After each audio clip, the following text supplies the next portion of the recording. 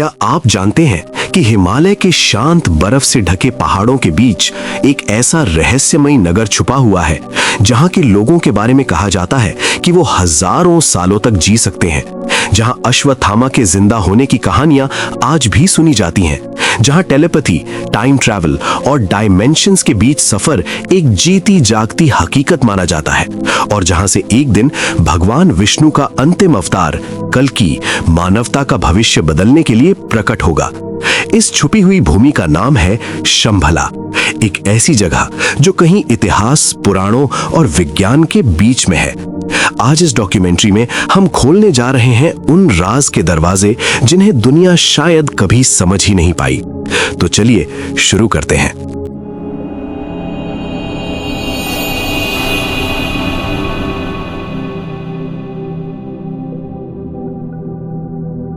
Year 2013 में एक research expedition Tibet पहुंची।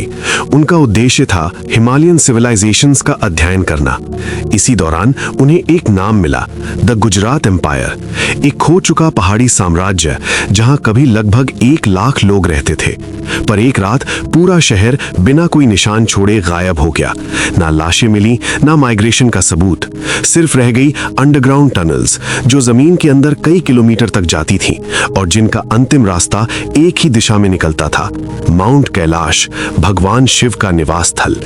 कहा जाता है कि इन टनल्स को जानबूझकर तोड़ दिया गया था, जैसे किसी ने चाहा हो कि कोई भी उन्हें फॉलो ना कर सके।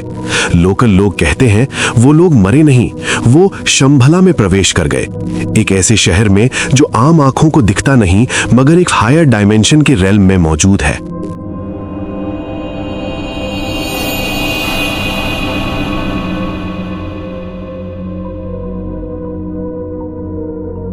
शंभला का वर्णन मिलता है तिब्बतियों कल चक्र तंत्र और हिंदू पुराण दोनों में।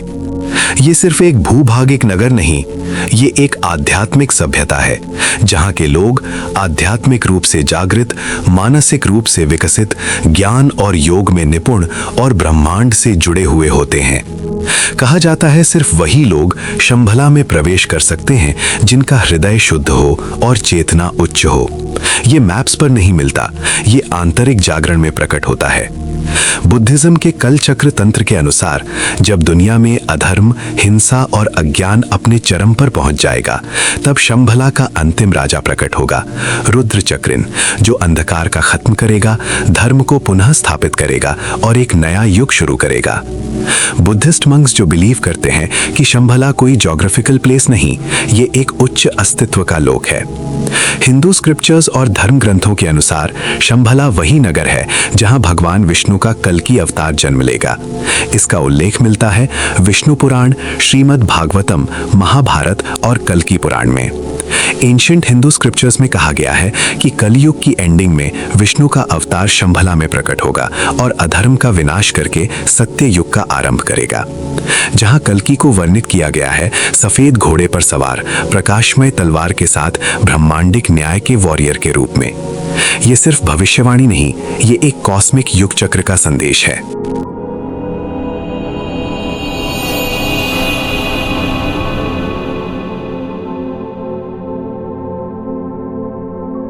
इतिहास में कई अन्वेषक शंभला की तलाश में निकले, पर वापस आए सिर्फ कहानियों के साथ। 1920 में Russian explorer Nicholas Roerich Himalaya और तिब्बत के रेगिस्तानी घाटियों में गए। वो लिखते हैं, शंभला सिर्फ एक जगह नहीं, ये इस दुनिया से परे एक और उच्च लोक की तरफ खुलता हुआ एक रहस्यमयी द्वार है।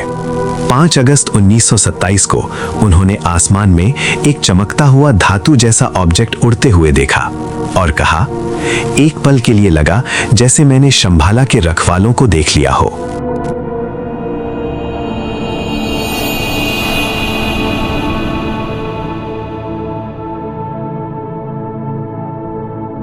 उत्तराखंड के रूपकुंड ग्लेशियर लेक में 800 प्लस ह्यूमन स्केलेटन्स मिल चुके हैं। डीएनए टेस्ट्स के मुताबिक ये लोग एक ही टाइम पर नहीं मरे, बल्कि 1000 इयर्स के गैप में अलग अलग पीरियड्स में। कुछ लोग के स्कल क्रश्ड थे, as if hit by something massive. Some theory suggest ये शंभला की खोज में निकले तीर्थयात्री थे, and they were hunted by the legendary yeti guardians. विज्ञान अभी तक इस बारे में कोई अंतिम निष्कर्ष नहीं निकाल पाया है। मिस्ट्री अभी भी अनसॉल्व्ड है।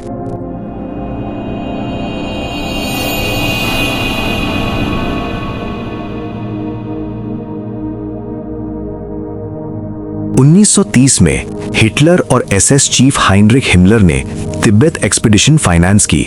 उनका बिलीव था कि Shambhala holds ancient super technology, psychic warfare knowledge और cosmic weapon secrets. They believed कि ये शक्ति उन्हें लगभग इनविंसिबल बना सकती थी, लेकिन किसी भी ऐतिहासिक दस्तावेज में इसका कोई पक्का सबूत नहीं मिलता कि उन्होंने इसे कभी सच में पाया हो या नहीं। फिर भी कुछ लोग मानते हैं कि उन्होंने कुछ खोज लिया था और जानबूझकर उसे दुनिया से छुपा दिया। कहा जाता है कि शंभला के कुछ प्राचीन ज्ञानी एक साइलेंट ब्रदरहुड का हिस्सा थे, जो मानव जाति का भविष्य गलत हाथों में जाने से बचाना चाहते थे। उनके लिए ये शक्ति एक उपहार नहीं, एक जिम्मेदारी थी।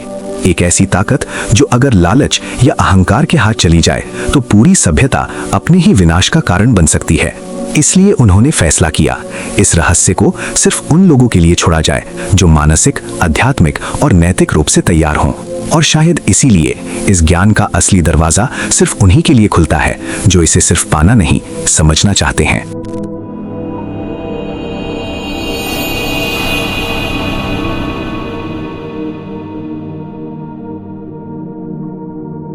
एंशिएंट टेक्स्ट के अकॉर्डिंग कहा जाता है कि शंभला के लोगों के पास ऐसी तकनीक थी जो हमारे समय से कई युग आगे थी।